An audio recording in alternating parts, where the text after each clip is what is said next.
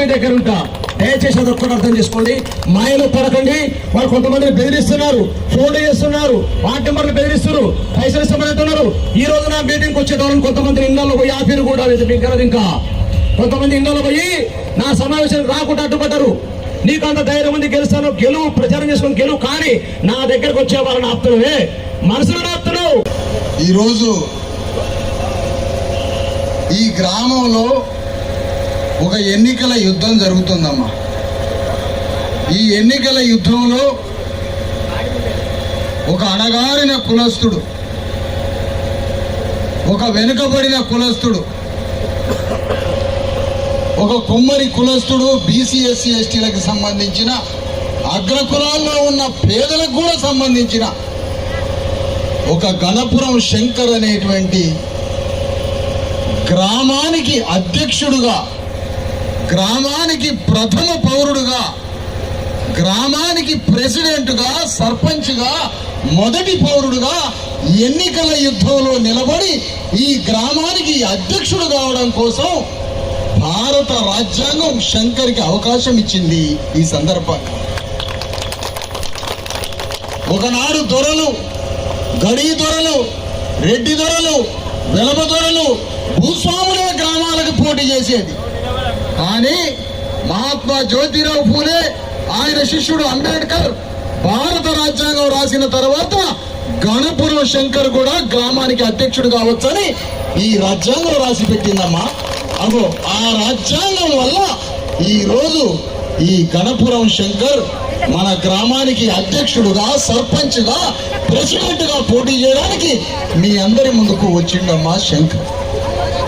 నేను ఇందాక నుంచి ఏం బాధపడుతున్నంటే, అసలు నాకే ఈ ఊర్లో ఓటు ఉంటే బాగు, ఆ ఓటు శంకర్కి ఎప్పుడు వేయాలని అనుకుంటున్నాను. ఎందుకంటే శంకర్ నాకు 20 ఏళ్ల నుంచి తెలుసమ్మా.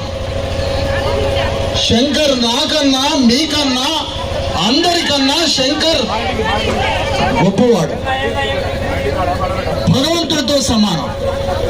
అంత గొప్ప హృదయం ఉంది కాబట్టి ఈ రోజు హైదరాబాద్ నుంచి మేము ఇక్కడికి బయలుదేరాము మా ఓటు అడగడానికి మీ అందరిని.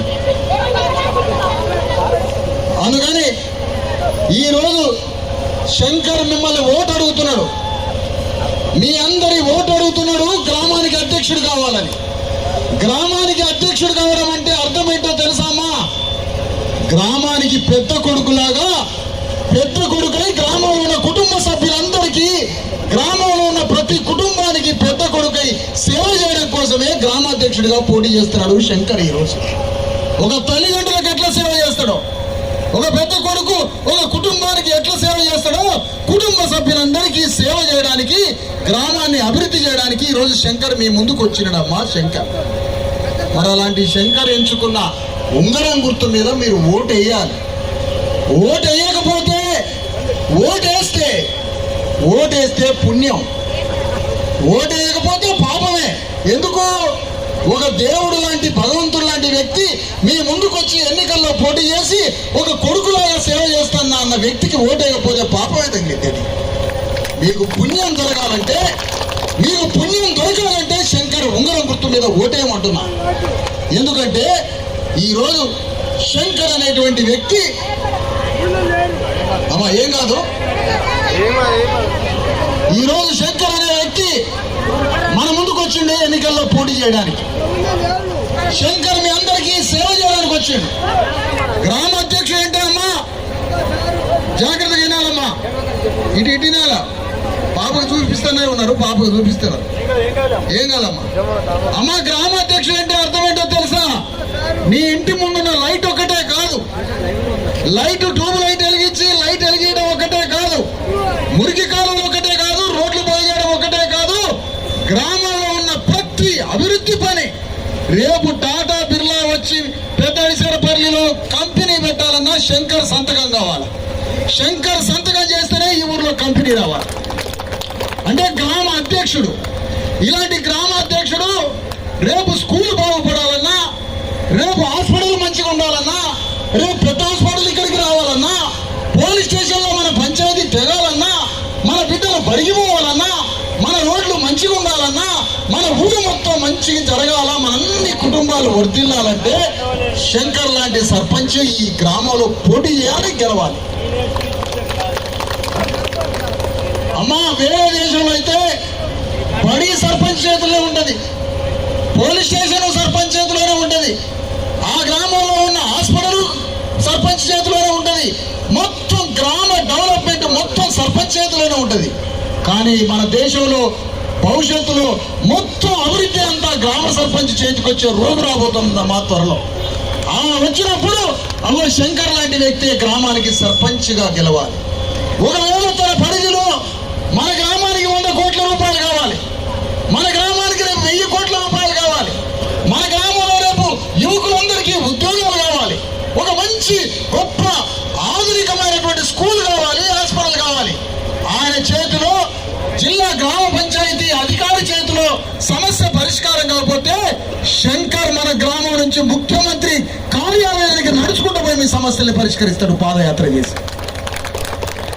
అవసరమైతే ఈ గ్రామం అభివృద్ధి కావాలంటే శంకర్ ప్రధానమంత్రి కావడానికైనా 1500 కిలోమీటర్లు మన గ్రామం నుంచి ఢిల్లీ దాకా ఆయన పాదయాత్ర చేసి ఆ సమస్యని పరిష్కరించి మీ అందరికీ కన్నతల్లిలాగా చూసుకుంటాడమ్మా.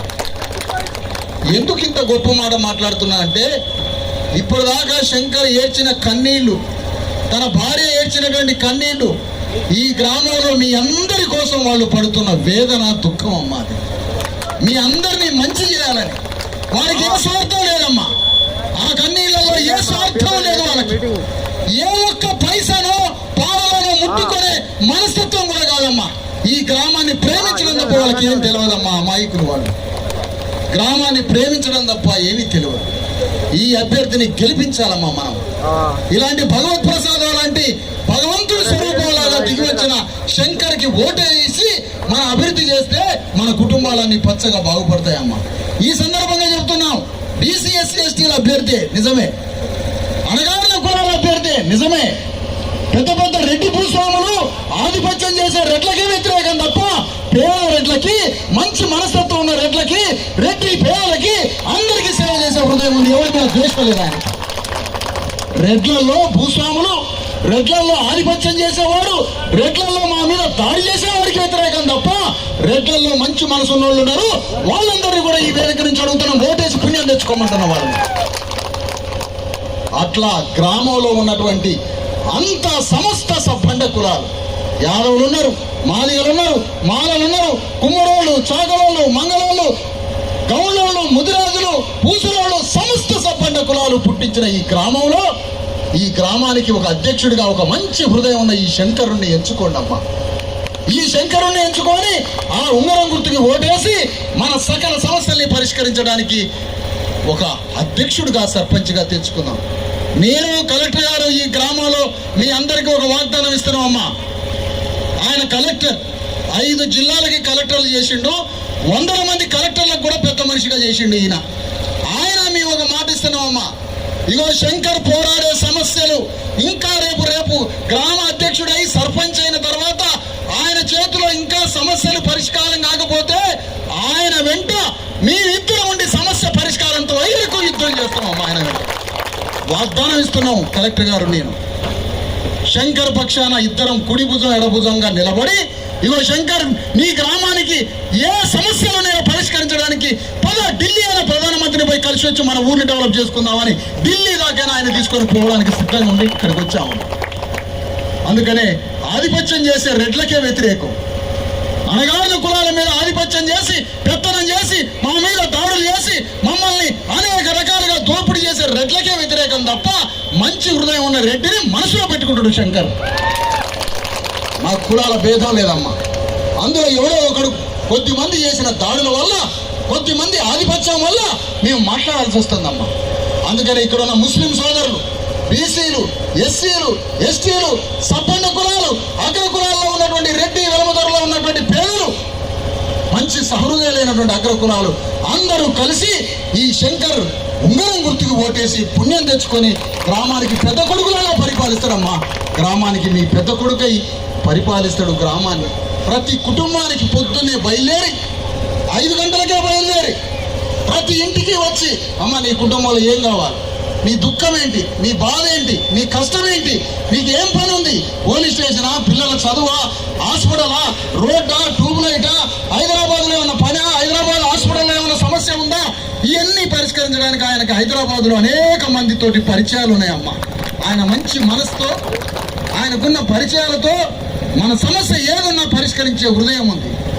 ఆయన దగ్గర 100 కోట్లు లేవమ్మా, 100 ఎకరాలు డబ్బు లేవమ్మా, కానీ 1,00,000 కోట్ల కన్నా గొప్ప హృదయం ఉందమ్మా. అది చాలు మన సమస్యను పరిష్కరించడానికి. అదొక్కటి చాలమ్మా.